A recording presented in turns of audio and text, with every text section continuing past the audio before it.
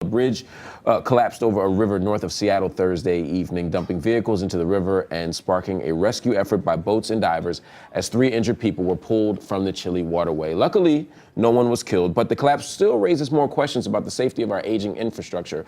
One of the survivors, Dan Sligg, and his wife were driving their pickup truck when he said the bridge simply disappeared before them in a big puff of dust. He said he hit the brakes and still went off the bridge, and when he saw the water approaching, he said he just held on as tight as he could. The collapse has totally disrupted the Interstate 5 corridor, and the cause of the collapse is still unknown. But officials were talking late Thursday night to a commercial truck driver whose rig was believed to have struck the bridge. Now, the bridge is not considered structurally deficient, but is listed as being, quote, functionally obsolete. That's a category that means that the design itself is outdated. Here on scene, they're still preserving what is left of this partial collapse here because the NTSB, the National Transportation Safety Board, is going to be conducting its investigation, trying to really figure out what happened here. We're also finding out that the driver of that semi-truck is from Alberta, Canada. They were shipping a load from Canada into the U.S.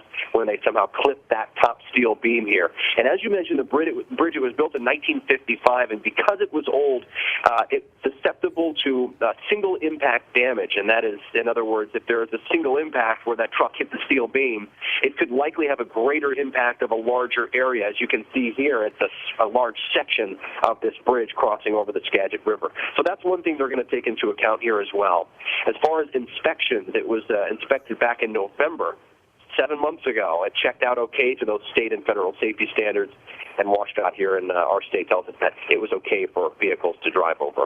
So they're going to keep looking at it here this morning, and they're going to try to send some searchers back into the water to make sure that no vehicles are still submerged. But it all could come down to this driver. If the company was negligent in the way that it didn't look at the height, did it not know how tall this bridge was before it pumped a large load onto it, this could all be on the driver as well. We just don't know that yet.